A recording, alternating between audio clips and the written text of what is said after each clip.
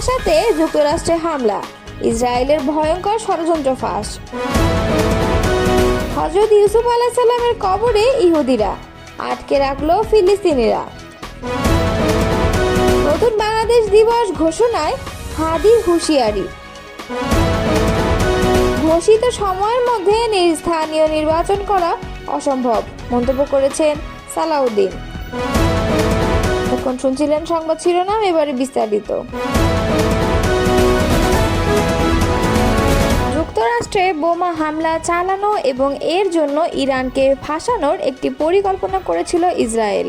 আর এই ষড়যন্ত্রের উদ্দেশ্য ছিল যুক্তরাষ্ট্র ও ইরানের মধ্যে একটি পূর্ণাঙ্গ যুদ্ধ শুরু করা। এমনই এক ভয়ঙ্কর দাবি করেছে ইরানি সংবাদ মাধ্যম তেহরান টাইমস। তাদের হাতে এ সংক্রান্ত তথ্য এসেছে বলেও দাবি করেছে সংবাদ মাধ্যমটি। তেহরান টাইমস বলছে, পরিকল্পনা ছিল যুক্তরাষ্ট্রের অভ্যন্তরে একটি ধ্বংসাত্মক ঘটনা ঘটানো এবং এতে ইরান জড়িত তা প্রমাণ করা, যাতে মার্কিন জনমতকে কাজে লাগানো এবং ইরানের বিরুদ্ধে সামরিক পদক্ষেপ নিতে প্ররোচনা দেওয়া যায়। ইরানি কর্তৃপক্ষ তার এক বন্ধু রাষ্ট্রের কাছ থেকে এমন ভয়ঙ্কর তথ্য পেয়ে ইসরায়েলি ষড়যন্ত্রের মুখোশ উন্মোচন করেছে দাবি করে সংবাদ মাধ্যমটি জানায়, সম্ভাব্য আক্রমণ সম্পর্কে জানতে পেরে ইরান মার্কিন কর্মকর্তাদের কাছে বার্তা পাঠায় এবং পরিকল্পিত বিস্ফোরণটি ঘটতে বাধা দেয়। উল্লেখ্য, গত 13 জুন বিনা উস্কানিতে ইরানের বিভিন্ন সামরিক, পারমাণবিক এবং বেসামরিক স্থাপনায় বিমান হামলা শুরু করে ইরান, যা পরবর্তীতে তেহরান ও তেল আবিবের মধ্যে 12 দিনের সংঘর্ষের রূপ নেয়। এতে কমপক্ষে 606 জন নিহত এবং 5332 জন আহত হন বলে জানিয়েছে ইরানের স্বাস্থ্য মন্ত্রণালয়।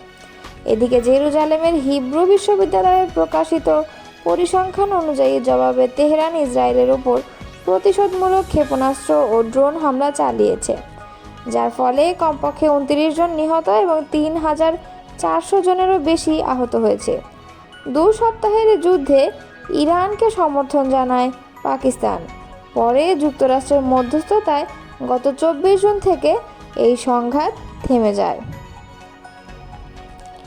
ইরানের উপর থেকে তেল নিষেধাজ্ঞা শিথিলের ইঙ্গিত দিয়েছেন মার্কিন প্রেসিডেন্ট ডোনাল্ড ট্রাম্প। বুধবার হেগে অনুষ্ঠিত ন্যাটো সম্মেলনে ট্রাম্প জানিয়েছেন, ইরানের উপর যুক্তরাষ্ট্রের সর্বোচ্চ চাপ নীতি এখনও বহাল রয়েছে।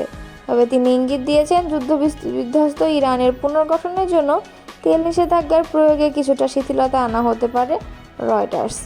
ট্রাম্প বলেছেন, দেশটাকে আবার স্বাভাবিক অবস্থায় ফিরিয়ে আনতে তাদের অর্থের প্রয়োজন হবে এবং আমরা চাই সেটা হোক। তবে হোয়াইট হাউস নিউজ জানিয়েছে, এর অর্থ এই নয় যে ওয়াশিংটন আনুষ্ঠানিকভাবে নিষেধাজ্ঞা প্রত্যাহার করেছে, বরং পরিস্থিতি অনুযায়ী প্রয়োগের মাত্রা কিছুটা বদলানো হতে পারে। এর আগের দিন ট্রাম্প বলেছেন, ইসরায়েল ও ইরানের যুদ্ধবিরতির পর চীন চাইলে ইরানের কাছ থেকে তেল কিনতে পারে। ফিলিস্তিনের পশ্চিম তীরের নাবলুসে হযরত ইউসুফ আলাইহিস সালামের কবরে গিয়েছিল ইহুদিরা। তবে ইসরায়েলি সেনাদের না বলে যাওয়ায় সেখানে তাদের আটকে রেখেছে ফিলিস্তিনিরা। এ নিয়ে দ্বন্দ্ব শুরু হলে তাদের সেখান থেকে উদ্ধার করে নিয়ে আসতে হয়। সংবাদ মাধ্যম টাইমস অব ইসরায়েল শুক্রবার ইসরায়েলি প্রতিরক্ষা বাহিনীর বরাতে জানিয়েছে, ইহুদিদের আরও কয়েকটি দল ইউসুফ আলাইহিস সালামের কবরে যেতে চেয়েছিল, কিন্তু নাবলুসে প্রবেশের আগেই তাদের আটকে দেওয়া হয়। বার্তা সংস্থা ওয়াল্লা জানিয়েছে, ইসরায়েলের ইহুদি এবং ফিলিস্তিনি মুসলিমদের মধ্যে পাথর ছোড়াছুড়ির ঘটনা ঘটে। ওই সময় বেশ কিছু ইসরায়েলি আহত হয়। ইসরায়েলি সেনাবাহিনী জানিয়েছে, তাদের উদ্ধার করে পুলিশের হাতে তুলে দেওয়া হয়। তবে অপর সংবাদ মাধ্যম ইসরায়েলি হাইম জানিয়েছে, ঘটনাস্থল থেকে প্রথমে ওই ইসরায়েলিদের উদ্ধার করে ফিলিস্তিন অথরিটি পুলিশ এবং এরপর তাদের ইসরায়েলি সেনাদের কাছে হস্তান্তর করা হয়।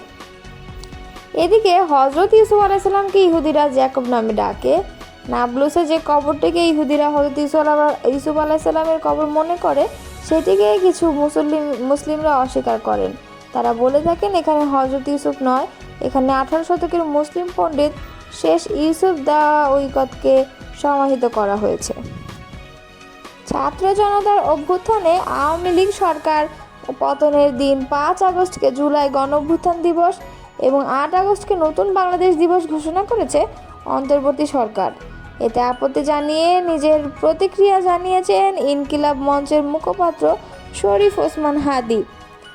শুক্রবার বিকালে ইনকিলাব মঞ্চের ফেসবুক পেজে একটি ফটো কার্ডে নিজের ছবির সঙ্গে একটি বক্তব্য তুলে ধরে তিনি এ প্রতিক্রিয়া জানান। বক্তব্যে হাদি হুঁশিয়ারি দিয়ে জানান, সরকার ৮ আগস্ট নতুন বাংলাদেশ দিবস পালন করলে আমরা সারা দেশে বিপ্লব বেহাত দিবস পালন করব। ছবিতে হাদির হাতে লাল কার্ড দেখা যায়। মনে করা হচ্ছে এটি সরকারের এমন সিদ্ধান্তের প্রতি লাল কার্ড প্রদর্শন। ছাত্র জনতার অভ্যুত্থানে আওয়ামী লীগ সরকার পতনের দিন ৫ আগস্টকে জুলাই গণ অভ্যুত্থান দিবস ঘোষণা করেছে অন্তর্বর্তী সরকার। আর আওয়ামী লীগ সরকার পতনের পর নোবেলজয়ী অধ্যাপক মোহাম্মদ ইউনূসের নেতৃত্বাধীন অন্তর্বর্তী সরকারের গঠনের দিনটিকে নতুন বাংলাদেশ দিবস হিসেবে ঘোষণা করেছে সরকার। এছাড়া গণ আন্দোলন চলাকালে রংপুরে পুলিশের গুলিতে আবু সাঈদের নিহত হওয়ার দিন ১৬ জুলাইকে শহীদ আবু সাঈদ দিবস ঘোষণা করা হয়েছে। বুধবার মন্ত্রিপরিষদ বিভাগ থেকে এ সংক্রান্ত পরিপত্র জারি করা হয়েছে বলে সরকারের এক তথ্য বিবরণীতে জানানো হয়েছে। তথ্য বিবরণীতে বলা হয়েছে, প্রতি বছর যথাযথভাবে এ ৩ দিবস প্রতিপালন করতে সংশ্লিষ্ট সব মন্ত্রণালয়, বিভাগ ও সংস্থাকে অনুরোধ করা হয়েছে। ৫ আগস্ট জুলাই গণঅভ্যুত্থান দিবস ক শ্রেণীভুক্ত এবং অপর দুটি দিবস খ শ্রেণীভুক্ত করা হয়েছে বলে তথ্য বিবরণীতে জানানো হয়েছে। বিএনপি স্থায়ী কমিটির সদস্য সালাউদ্দিন আহমদ বলেছেন, জাতীয় নির্বাচনের ব্যাপারে সব দলই একমত। যদি তাই হয় তবে এই ঘোষিত সময়ের মধ্যে স্থানীয় নির্বাচন করা অসম্ভব। শুক্রবার বিকেলে রাজধানীর গুলশানে নিজ বাসায় সাংবাদিকদের সঙ্গে মতবিনিময়ে তিনি কথা জানান। সালাউদ্দিন আহমদ বলেন, স্থানীয় সরকার নির্বাচন হয় কোনো সুযোগ নেই। জাতীয় নির্বাচনের জন্যই এতদিনের সংগ্রাম, স্থানীয় নির্বাচনের জন্য না। ইসির প্রধান কাজ জাতীয় নির্বাচন আয়োজন করা। প্রধান উপদেষ্টা ও প্রধান নির্বাচন কমিশনারের বৈঠক নিয়েও মন্তব্য করেন সালাউদ্দিন আহমদ। বিএনপির জ্যেষ্ঠ নেতা বলেন, বিএনপির ধারণা প্রধান উপদেষ্টা ও সিইসির ফেব্রুয়ারিতে নির্বাচন বিষয়ে আলোচনা করছেন। বিএনপি মনে করছে নির্বাচন সংক্রান্ত প্রস্তুতি সেপ্টেম্বরের মধ্যে নেওয়া সম্ভব। বৈঠকে প্রধান উপদেষ্টা হয়তো তার মেসেজ সিইসিকে জানিয়েছেন, ফেব্রুয়ারিতে নির্বাচন ধরে প্রস্তুতি নিতে। এটি আমাদের ধারণা। উভয় পক্ষ থেকে বার্তা এসে পৌঁছালে সেটি স্পষ্ট হবে। পরিবারের সদস্যদের সঙ্গে অত্যন্ত আবেগঘন এ সাক্ষাৎ শেষে জামিরে জামাত দেওয়ান মতলবীর গ্রামের বাড়ি সদর উপজেলায় গিয়াসনগর ইউনিয়নের মোহাম্মদপুর গ্রামে ছুটে যান। মরহুমের কবর জিয়ারত করে উপস্থিত শত শত মানুষকে নিয়ে দীর্ঘদিনের সাথীর সংগ্রাম জীবনের স্মৃতিচারণ করে কান্নাজড়িত কণ্ঠে মোনাজাত পরিচালনা করেন। পরে মরহুমের আপনজনের সঙ্গে দেখা করে সমবেদনা জানান। পরে মৌলভীবাজারের কুলাউড়া উপজেলার শেরপুর গ্রামে হত্যাকাণ্ডের শিকার স্কুল ছাত্রী নাফিসা জান্নাত আঞ্জুমের কবর জিয়ারত করেন এবং মোনাজাত পরিচালনা করেন। এ সময় ডাক্তার শফিকুর রহমান বলেন, আমার নিজ উপজেলায় মেয়েটি হত্যার মর্মান্তিক সংবাদ ঢাকা থেকে শুনতে পেরেছি। এই খবর শুনে আমি অত্যন্ত মর্মাহত। আজ এই দুটি কারণে আমি মেয়েটির বাড়িতে উপস্থিত হয়েছি।